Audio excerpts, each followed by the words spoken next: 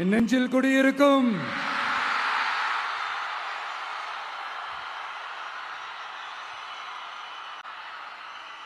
தமிழக மக்கள் உங்கள் அனைவருக்கும் என்னுடைய வணக்கமும் என்னுடைய நன்றிகளும். குறிப்பா திருச்சி கிழக்கு தொகுதி மக்கள் உங்கள் அனைவருக்கும் என்னுடைய ஸ்பெஷல் வணக்கமும் ஸ்பெஷல் நன்றிகளும். இதை நான் ஏன் இப்படி சொல்றேன்னா, என்னை இப்போ பெரம்பூர் தொகுதி எம்எல்ஏன்னு தான் சொல்லுவாங்க. பட் ஆனால் அது எலெக்ஷன் கமிஷனோட அந்த சட்ட விதிகளுக்கு மட்டும்தான் அப்படி. ஆனால் என்னை பொறுத்த வரைக்கும், தமிழ்நாட்டை பொறுத்த வரைக்கும், தமிழ்நாட்டுக்கு எப்படி திருச்சி ஒரு இதயம் மாதிரியோ, அந்த மாதிரி என்னோட இதயத்துக்கு திருச்சி கிழக்கு தொகுதி மக்களும் ரொம்ப ரொம்ப ரொம்ப க்ளோஸ் தான். அதுல எந்த மாற்றமும் கிடையாது. சரிங்களா?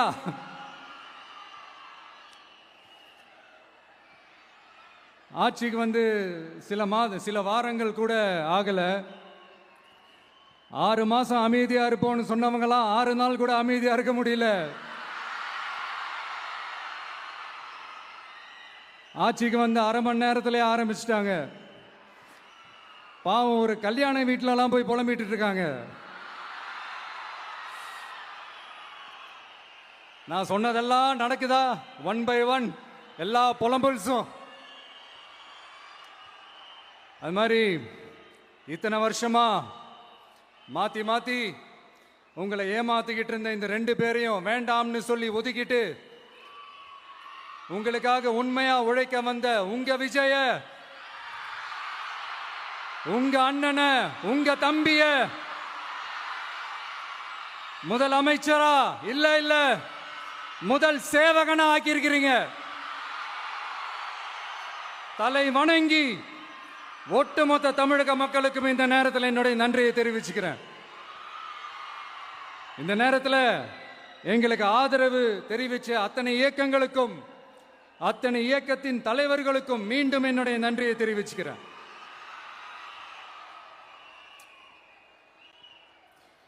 புரட்சி தலைவர் எம்ஜிஆர் அவர்களுடைய முதல் தேர்தலில் கூட இந்த அளவுக்கு ஒரு ஓட் பர்சன்டேஜ் வாங்கல அப்படின்ட்டு நிறைய பேர் சொன்னாங்க. ஆனா நீங்க டிவி கேட்க அவ்வளோ நீங்க ஆதரிச்சிருக்கிறீங்க. நான் எம்ஜிஆர் அவர்களோடலாம் நான் கம்பேர் பண்ணல. எம்ஜிஆர் தான். ஆனா நாம பெரியார், அண்ணா, எம்ஜிஆர் அவர்கள் வழியில ஒரு அன்பா உழைக்க வந்த உங்க விஜய், அவ்வளவுதான். 1977 நீங்க போடாத ஓட்ட 2026 நீங்க போட்டிருக்கிறீங்க. என்ன ஒண்ணு, இன்னும் கொஞ்சம் அதிகமா ஆதரிச்சிருந்தீங்கன்னா கொஞ்சம் நல்லா இருந்திருக்கும். பட் பரவாயில்ல, ஃபியூச்சர்ல வரப்போற எல்லா தேர்தலையும் உங்களுடைய முழு சப்போர்ட்டை என்னால வாங்க முடியும்ன்ற அந்த ஒரு நம்பிக்கை இப்போ என் மனசுல ரொம்ப ஆழமா பதிஞ்சிருக்கு. ஏன்னா நீங்க அமைச்சு கொடுத்திருக்கிற இந்த ஆட்சியில எல்லா நன்மைகளையும் நீங்க கண்கூடா பார்க்க தான் போறீங்க அப்படின்ற அந்த கான்பிடன்ஸும் இப்ப என் மனசுல ரொம்ப ஆழமா பதிஞ்சிருக்கு. யார் எந்த நிலைமைக்கு எந்த பொசிஷன்ல போனாலும் இந்த கிண்டலும் கேலியுமா பேசுறது இருக்கதானே செய்யும்.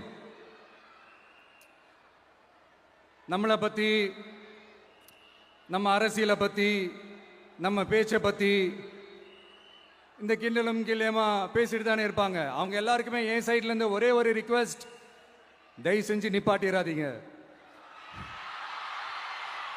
தயவு செஞ்சு கண்டினியூ பண்ணுங்க.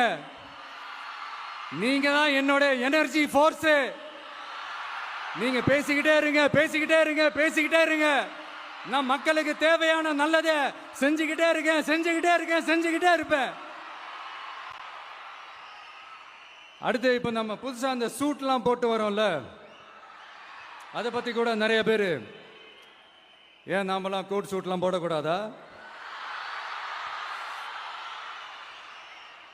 அதிகாரம் செய்யறவங்களும் ஆதிக்க சக்திகளும் மட்டும்தான் கோட் சூட்லாம் போடணுமா என்ன? அப்பெல்லாம் எதுவுமே கிடையாது. நான் என்ன கலர் கலராவா போட்டு வரேன்? 2 கலர். நம்ம எல்லாரும் மனசு மாதிரியே பிளாக் அண்ட் ஒயிட். எல்லாத்திலும் பிளாக் அண்ட் ஒயிட்டா இந்த விஜய் இருப்பான் அப்படின்னு காட்டுறதுக்கு தான் அந்த கலர். அடுத்து அந்த பிளாக் கூட யாரை குறிக்கும் எதை குறிக்கும்ன்றது நான் சொல்லி தான் தெரியணும்னு அவசியம் இல்லை, அது உங்களுக்கே நல்லா தெரியும். எல்லாத்துக்கும் இப்படி வழக்கம் சொல்லிக்கிட்டு நசன் பேசுற டைப்பும் நம்ம கிடையாது. உங்களுக்கே தெரியும், அதிகபட்சமா எல்லா மீட்டிங்களும் 20 நிமிஷம்குள்ளதான் நான் பேசியிருக்கிறேன்.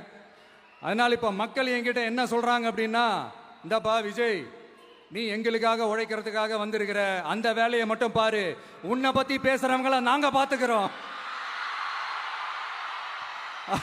அப்படின்னு சொல்லிட்டாங்க. சரி, ஆனது ஆச்சு.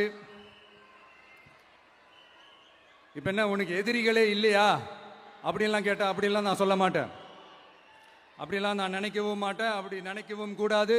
இப்பவும் சொல்றேன், அரசியல் ரீதியா சொல்றேன், 2 பேருக்கு நடுவுல தான் போட்டியே. ஒன்னு இன்னொன்னு, எஸ், ஒன்னு டிவிக்கு, இன்னொன்னு டிஎம்கே. இதுக்கு நடுவுல வேற யாருக்கும் எந்த வேலையும் கிடையாது. ஏதாவது இருக்குன்னு சொல்றீங்க? எலெக்ஷனுக்கு முன்னாடியும் அவங்களுக்கு ஒரு வேலையும் இல்ல, இப்ப எலெக்ஷனுக்கு அப்புறம் சுத்தம். ஆனா இந்த திமுகவும் மற்றும் பலரும் ஒன்னா சேர்ந்துகிட்டு இந்த விஜயோட ஆட்சி வந்துடக்கூடாதுன்னு சொல்லி ஒரு கூத்து ஒண்ணு பண்ணாங்களே, அந்த கடைசி 5 நாள், அடாடாடாடாடா, நமக்கெல்லாம் ஓஹோ இப்படியெல்லாம் கூட நடக்குமோ என்ன கூத்துங்கிறீங்க. ஆனா ஃபியூச்சர் என்னவா இருக்குன்றதை மட்டும் இப்ப நான் சொல்றேன். உங்களுக்காக உண்மையா உழைக்க வந்த இந்த விஜயா, இல்ல இந்த விஜயோட ஆட்சி அமைஞ்சிட கூடாதுன்னு தடுக்க நினைச்ச ஸ்டாலின் சாரா, அவ்வளவுதான். இதுக்கு நடுவுல வேற யாரும் எந்த அல்லு சில்லும் உள்ள வந்து நம்மளை தடுக்கிறதோ எதிர்க்கிறதோ ஏதாவது பண்ணாங்கன்னா நிர்வாகம் அதுக்கு பொறுப்பில்லை ராஜா, நிர்வாகம் அதுக்கு பொறுப்பில்லை. ரிசல்ட் என்னவா வரும்ன்றது அது உங்களுக்கே நல்லா தெரியும். நம்மளை ஏளனமா பேசுறதா நினைச்சு அவங்களுக்கு ஆப்பு வச்சுக்கிறாங்க. திமுக நம்மளை தடுக்க, திமுக நம்மளை எதிர்க்க, திமுக நம்மளை அவமானப்படுத்த அத்தனையும் நமக்கு நன்மையே.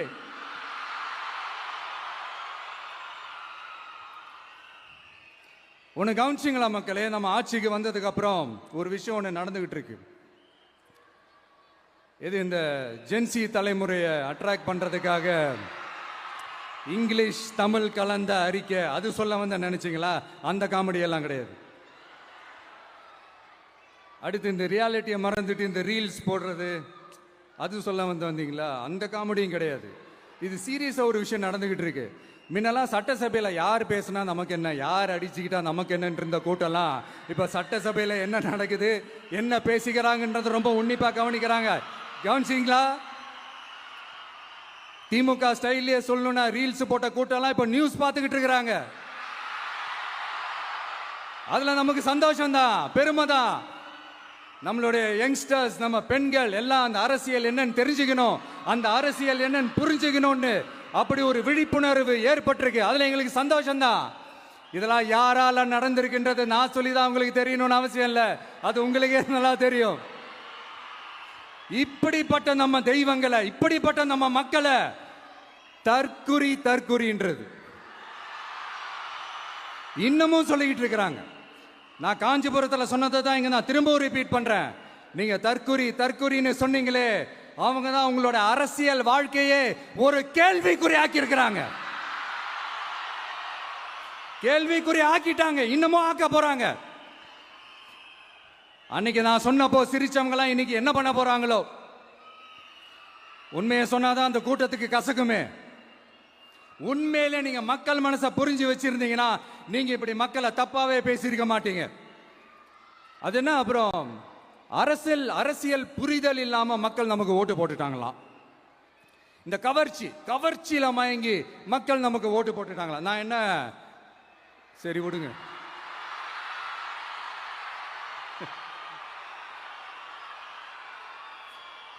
மக்கள் அவங்களுக்கு ஓட்டு போட்டா அந்த மக்கள் நல்லவங்களாம், அதே மக்கள் நமக்கு ஓட்டு போட்டா அந்த மக்கள் கெட்டவங்களா, தற்குறியா.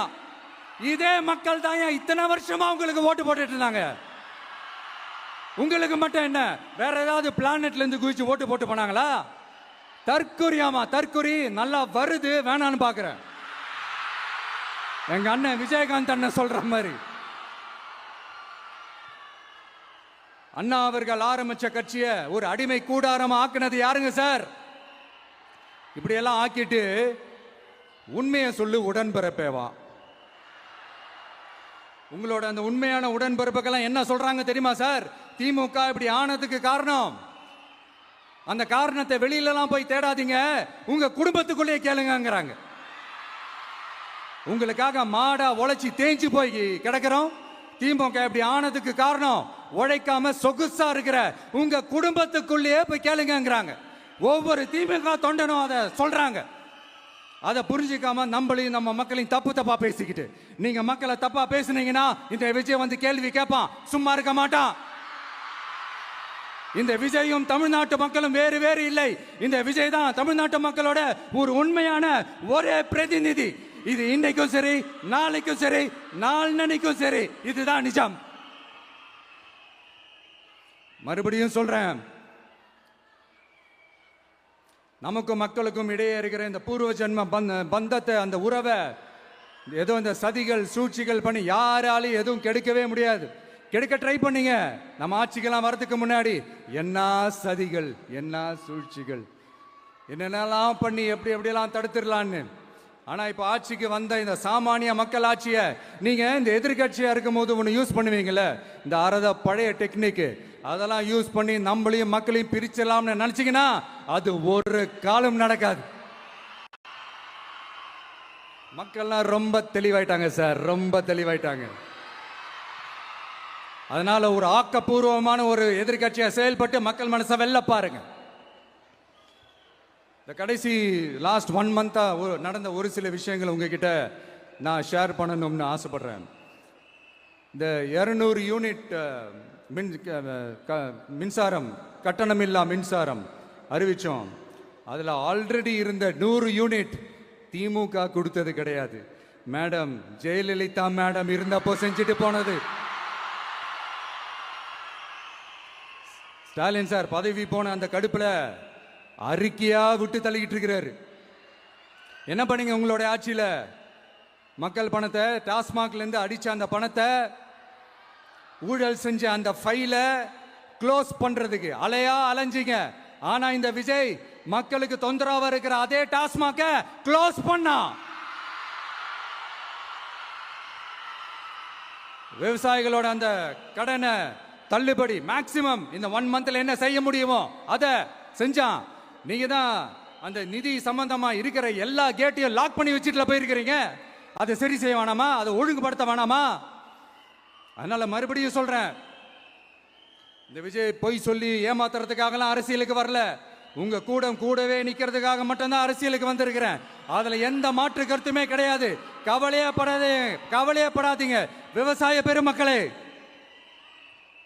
அடுத்து இந்த சட்டம் ஒழுங்கு, அது சரியில்லை இது சரியில்லைன்னு சொல்லி திமுகவும் மற்றும் பலரும் மாறி மாறி கூவுறீங்க.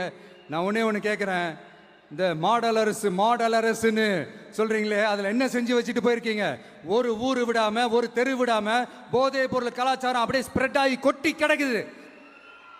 அது அப்பவே இனிஷியல் ஸ்டேஜ் அதை நீங்க கண்ட்ரோல் பண்ணிருந்தீங்கன்னா இத்தனை பெண்களை இழக்க வேண்டிய ஒரு சூழ்நிலை ஏற்பட்டிருக்குமா? எல்லாத்தையும் பண்ணிட்டு பழிய தூக்கி ஏன் மேல போடுறாங்க. நீங்க என்ன பழி நம்ம மேல போட்டாலும் மக்கள் நிம்மதியா வாழக்கூடிய அந்த செயலை கண்டிப்பா இந்த விஜய் செஞ்சுதான் காட்டுவான். அதுக்காக தான் எஃபிஷியன்டான போலீஸ் ஆபீசர்ஸ் நான் அப்பாயிண்ட் பண்ணியிருக்கிறேன். எஃபிஷியன்டான அந்த போலீஸ் ஆபீசர்ஸ் டீம் நான் அப்பாயிண்ட் பண்ணியிருக்கிறேன். பெண்கள் பாதுகாப்பான அந்த சிங்க பெண் காவல் படை நெக்ஸ்ட் வீக் அதை இனாகரேட் பண்ண போறோம். தப்பு செஞ்சவங்களுக்கான தண்டனை, அதுக்கான சார்ஜ் ஷீட் எல்லாமே ரொம்ப ஃபாஸ்டா, ரொம்ப ஸ்பீடா செய்யறதுக்கான அந்த வேலையை செய்ய சொல்லி இருக்கிறோம். கோர்ட்ல கூட தப்பு செஞ்சவங்களுக்கான அந்த கடுமையான தண்டனை வாங்கி கொடுக்கறதுக்கான அந்த வேலையையும் ரொம்ப சீக்கிரமா செய்ய சொல்லி இருக்கிறோம். அதனால நீங்க என்ன பழி நம்ம மேல போட்டாலும் உண்மையா உறுதியா மக்களுக்கு தேவையான எல்லா விஷயங்களையும் இந்த விஜய் செஞ்சு தான் காட்டுவான். இப்படியெல்லாம் நம்ம சொல்றதுனால இவங்க என்ன சொல்லுவாங்க தெரியுமா? அவங்க தான் ஆட்சியிலே இல்லையே, அப்புறம் ஏங்க அவங்கள குறை சொல்றீங்க அப்படின்னு கேட்பாங்க. வேரில் வெந்நியை ஊத்திட்டு போனவங்கள வெளிச்சம் போட்டு காட்டாம பின்ன வேற என்ன சொல்லுவாங்க? இதெல்லாம் மக்கள் கிட்ட நம்ம தெளிவாக எடுத்து சொல்லணும் இல்லையா? அதுக்காக தான் இதெல்லாம் சொல்லிட்டு இருக்கிறேன். நம்ம மக்களுக்காக இவ்வளோ வேலை பார்க்குறோம், ஆனால் இவங்க அதையெல்லாம் விட்டுட்டு குதிரை பேரம் பண்ணுறாரு, அது பண்ணுறாரு, இது பண்ணுறாருன்னு சொல்லிட்டு தப்பு தப்பாக கதையெல்லாம் அடித்து விட்டுக்கிட்டு இந்த தீய சக்தியும் தீந்து போன சக்தியும் அதாங்க திமுகவும் மற்றும் பலரும் ஒன்னா சேர்ந்துக்கிட்டு திருட்டுத்தனமா யாருக்கும் தெரியாம ஒரு ஓரமா மூலையில உட்கார்ந்துட்டு பேரம் பேசி கூட்டு சேர்ந்து ஆட்சி அமைச்சு கொள்ளையடிக்க திட்டம் போட்டாங்க. அது ஏன் தெரியுமா? உங்களோட இந்த டிவிக்கு ஆட்சி அமைஞ்சா அவங்க பொழப்பே போயிடும். அந்த கொள்ளையடிக்கிறது, லஞ்சம், ஊழல் எல்லாமே கத்தம் கத்தம். அதான் இந்த காரணம். அடுத்து ஸ்டாலின் சார், திமுக வந்து இப்போ தீய சக்தி மட்டும் இல்ல, மக்களை விட்டு ரொம்ப தூரமா போன தூர சக்தி, ஓர சக்தி, கோர சக்தி, பார சக்தி. நீங்க எப்போ இந்த தீந்து போன சக்தியோட நீங்க கூட்டு சேர்ந்துக்கிட்டு ஆட்சி அமைக்கணும்னு நினைச்சீங்களோ அப்பவே இந்த திமுக தூர்ந்து போன சக்தியாகவும் ஆயிடுச்சு. நீங்களாம் நம்மளை பத்தி அவதூறு பேசலாமா சார்? இது நியாயமா? மக்களை இவ்வளவு பெரிய மக்கள் சக்தி நம்மளோடு இருக்கும் போது நமக்கு எதுக்கு வேற அரசியல்? எலெக்ஷன்ல 50-60 வருஷமா இருந்த சாதிய உடைச்சிருக்கிறோம், மதத்தை உடைச்சிருக்கிறோம், காசு கொடுத்து ஓட்டு வாங்கறத உடைச்சிருக்கிறோம். நாம எது செஞ்சாலும் கான்ஸ்டிடியூஷன்ல தான் செய்வோம். நாம சிங்கிள் மெஜாரிட்டி வாங்கி இருந்தாலும் நம்மள நம்பி முறையா கூட்டணியில கட்சியில ஆதரிக்க வர்றவங்களை அரவணைச்சு தான் இருப்போம். நான் இப்பவும் மீண்டும் டிக்ளேர் பண்றேன், டிவிகே ஆட்சி எந்த பாகுபாடும் இல்லாம எல்லாருக்குமான ஒரு ஆட்சியா தான் இருக்கும். அதுல எந்த மாற்றமும் கிடையாது. ஸ்டாலின் சார் மாதிரி ஊசலாட்டம் இருக்கவே இருக்காது. மதச்சார்பற்ற கொள்கையில சமரசமே இல்லை. மாநில உரிமைகள்ல விட்டு கொடுக்கவே மாட்டோம். நதி நீர் உரிமைகளை விட்டு கொடுக்கவே மாட்டோம். சமூக நீதி, சம நீதிய, சமத்துவ நீதிய ஒரு நாளும் விட்டு கொடுக்கவே மாட்டோம். அதனால திருச்சி கிழக்கு தொகுதி மக்களே, தமிழ்நாட்டில் இருக்கிற 234 தொகுதியும் நம்ம தொகுதி தான். அதுல எந்த கட்சி ஜெயிச்சிருந்தாலும் அது நம்ம தொகுதி தான். பெரம்பூரா இருக்கட்டும், திருச்சி கிழக்கா இருக்கட்டும், எனக்கு 2 கண்கள் மாதிரி. அதுலயும் திருச்சி கிழக்கு என் செல்ல புள்ள மாதிரி. அதனால வரப்போற இடைத்தேர்தல்ல உங்க வீட்டில் இருக்கிற ஒருத்தரை, உங்கள ஒருத்தரை தான் வேட்பாளரா நிக்க வைக்க போறோம். நீங்க எப்படி இந்த விஜய்க்கு ஆதரவு கொடுத்து ஓட்டு போட்டு ஜெயிக்க வச்சீங்களோ அதே மாதிரி வரப்போற இடைத்தேர்தல்ல உங்களுடைய அந்த வேட்பாளரையும் ஜெயிக்க வைப்பீங்கன்ற அந்த ஒரு நம்பிக்கை நான் முழுமையா தான் நம்புறேன். உங்களுக்காக உழைக்க வந்திருக்கிறேன். உங்களுக்காக எல்லா விஷயத்தையும் நான் பார்த்து செய்வேன். ஊழல் இல்லாத, லஞ்சம் இல்லாத ஒரு ஆட்சியை நான் கொடுப்பேன். I understand. ஒரே நாள் அது நடக்காததான், மேஜிக் இல்ல. பட் ஒரு நாள் அதை நான் நடக்க வைப்பேன். எனக்கு இப்ப வேற எந்த வேலையும் இல்லை உங்களுக்காக உழைக்கிறத தவிர. என் கடன் இனி என் மக்களுக்கு பணி செய்து கிடைப்பதே. மீண்டும் என்னை ஜெயிக்க வச்ச தமிழக மக்களுக்கும் திருச்சி கிழக்கு தொகுதி மக்களுக்கும் மீண்டும் என்னுடைய நன்றியை தெரிவிச்சுக்கிட்டு கான்பிடண்டா இருங்க, நல்லதே நடக்கும், வெற்றி நிச்சயம். மீண்டும் சந்திக்கும் வரை நன்றி, வணக்கம்.